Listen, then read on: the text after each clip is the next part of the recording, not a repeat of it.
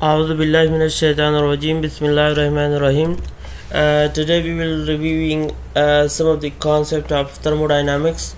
As we already discussed, we had already completed the course that is mentioned in the course outline of the thermodynamics, having the course code of PHY331. So we are revising some of the important topics in this course. So the today lecture is also devoted to the understanding of the basic concept of the thermodynamics and a type of revision of the old concept for the students. So the most important part of the thermodynamics are the four law that are actually describes a relationship between different thermodynamics parameters. So actually thermodynamics has four law, that is the zero law, first law, second law and third law of thermodynamics. Third law of thermodynamics is not included in our course, but we have mentioned here for general informations. Actually, if we see the order, the first law was introduced first and then the second law was introduced after that. But after that the zero law of thermodynamics was introduced, but actually as the zero law of thermodynamics described the most basic concept of the thermal equilibrium, therefore it was given the name of zeroth law of thermodynamics. So that is why we have the order of just like first zeroth law, first law, second law and third law. So first we are looking toward the zeroth law of thermodynamics. So zeroth law of thermodynamics basically provide the concept of temperature, and temperature could be measured when two objects are brought in thermal equilibrium with each other. So basically the zeroth law of thermodynamics states that if two systems are both in thermal equilibrium with the third system, then they are in thermal equilibrium to each other. So this is what we call as the concept of temperature or thermal equilibrium. So generally it is said that when two systems are in thermal equilibrium with the third system independently, then we can say that the two systems are in thermal equilibrium with each other. So the first law provides the concept of energy, and the energy is actually the it's basically provide the concept of conservation of energy, that the total energy is conserved, and it states that the increase in internal energy of a closed system is equal to the heat supplied to the system minus the work done by the system. So this is just like a statement of the first law of thermodynamics, but if we closely observe this statement, it is clear that it provides the law of conservation of energy, that total energy of any particular system is conserved.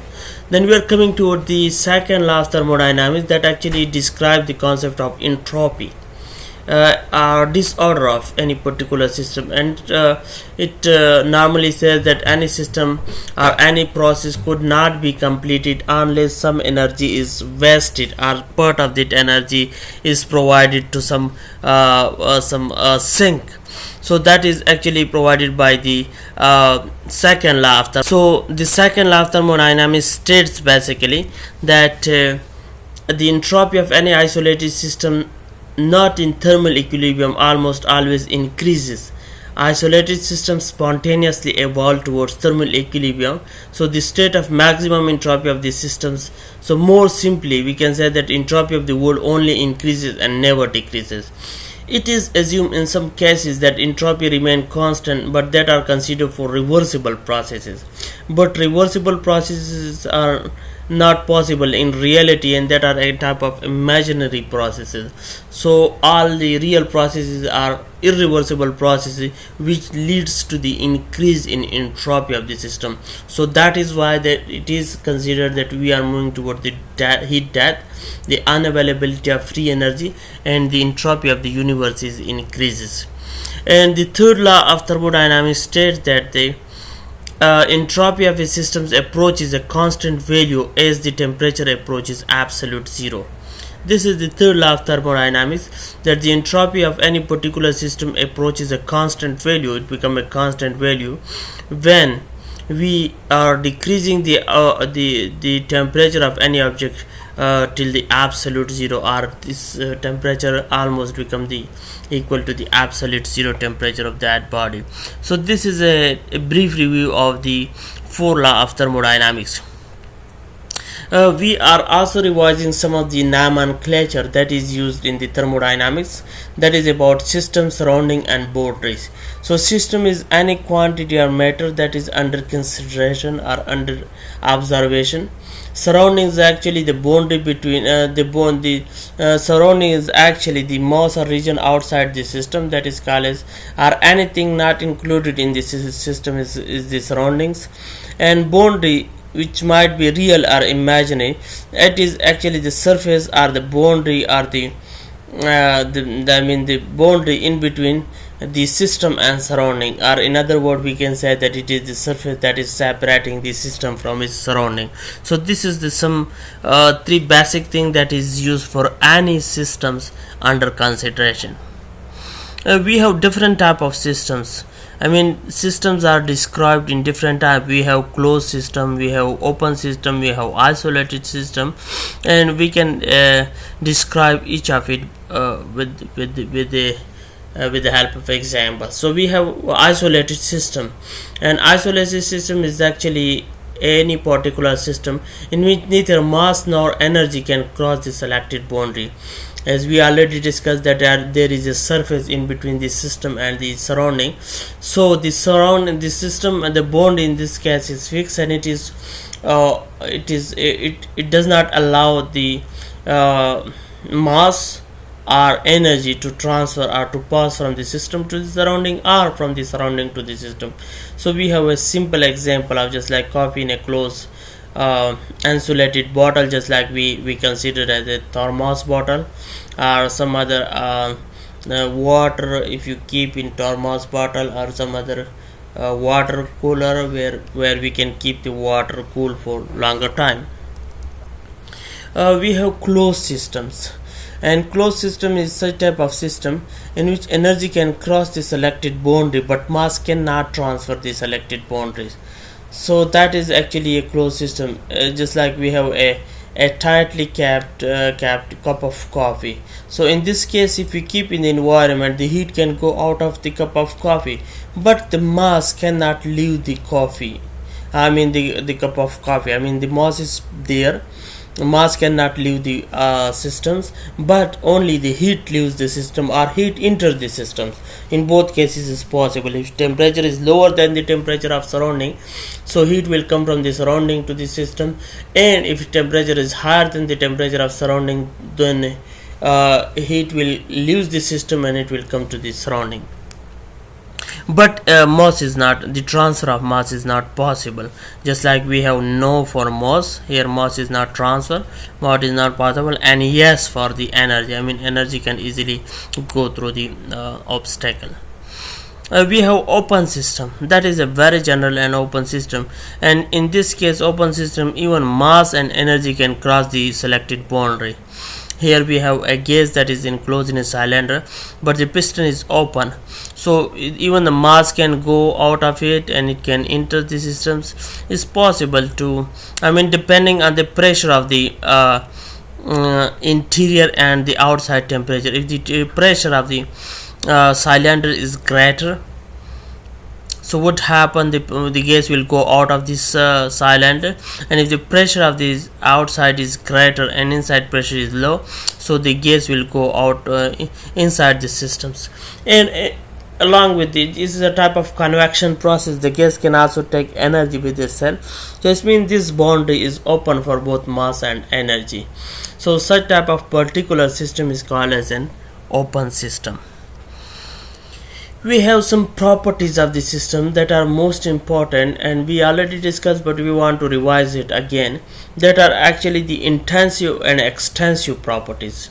For any particular system, some of the basic properties are intensive and extensive property. And intensive property are independent of the mass of any particular system. Just like we have temperature, pressure and density, that intensive property are independent of the mass of any particular system. But we have extensive property, and extensive property varies directly with the mass of any particular system. Just like we have an example of an extensive property, just like mass, volume, energy or enthalpy. So here we are considering a system, and we are looking towards this property, that whether there will be change in its properties or not, or which of the properties are extensive property and which of the property are intensive property. Here we have mass, volume, temperature, pressure and density. So we divide the whole system into two compartments, and we are looking or observing that whether which property of them will be changed and which property will remain constant. So looking towards it, and if dividing the system into two equal compartments, it will divide the mass into two. So it's very clear to us that mass is a type of extensive property. So if you look toward the volume, as we have equally divided the whole system into two compartments, so the volume also become half, and we have equal volume on both sides of the systems. So it is also clarified that volume is a type of extensive property. So if we look toward the temperature, pressure and density, so it remains same in both compartments of the system. If we if initially its temperature was 20 degrees centigrade and the whole compartment, again the same temperature will be achieved on both sides of the bond. It means, and similarly if the initial pressure was 20 atm or just like this, so the same pressure will be maintained on both sides. And for the density we have the same thing, the density. So it is clarified that temperature, pressure and density is a type of intensive property that are independent of the mass of the particular systems. So we have some other properties of the system that are actually the specific property. We have general property and we have specific properties as well. So specific property is actually the ratio of any extensive property of a system to that of mass of that particular system is called as average specific value of that property, also known as intensive property. So we have specific volume, just like total volume divided by mass, and it is expressed in cubic millimeter divided by kilogram. And similarly we have total energy, and that is energy divided by mass, joule per Kelvin, joule per kilogram. It is and we have internal energy, that is even expressed in total energy divided by mass, so it is also expressed in unit of joule per kilogram. So we have different extensive and intensive property of a particular systems. There are different states possible for any particular system. So a state of any particular system is the set of property that describe the condition of any particular system, just like mass, temperature and volume, or pressure, temperature and volume, what we call as a PVT. That is actually the state of the system. So there is some sort of thermodynamic equilibrium. So if the system maintains thermal, mechanical, phase and chemical equilibrium, so we say in thermal equilibrium. It is in thermodynamic equilibrium. But in generally we say that when the properties of the system remain constant for longer time, for longer time, so we say that the system is in equilibrium configuration. So this is some state of system that is properties are mentioned, just like we have this particular state is where mass is 2 kg, temperature is 20 degrees C and volume is 1.3 millimeter cubic. Similarly we have another state of the same of the different system where the mass is 2 kg, temperature is 20 degrees C and the volume is double and it is 2.5 cubic meter. We have different type of thermodynamic processes I mean, different processes are possible. We have cyclic process. In any particular cyclic process, when a system is in a given initial state, goes through various processes and finally return to its initial state.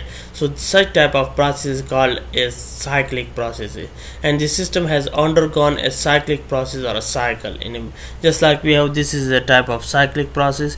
So in this case, the energy of the system remain constant.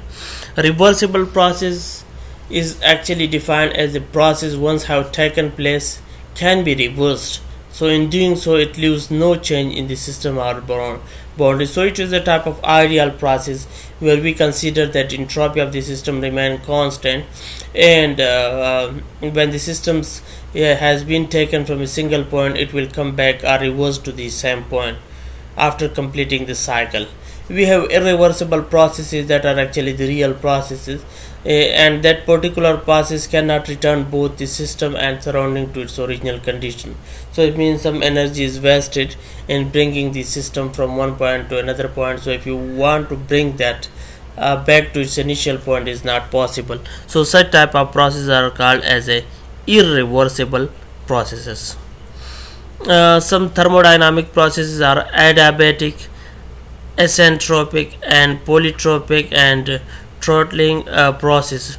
So if we see, adiabatic process is a process that no heat transfer into or out of the system. It can be considered to be perfectly insulated.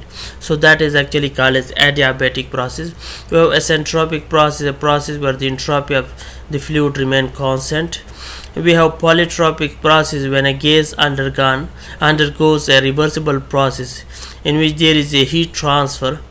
It is represented with a straight line that is called a PV is equal to constant, and that the throttling process is a process in which there is no change in enthalpy of any particular system, no work is done, and the process is adiabatic in general.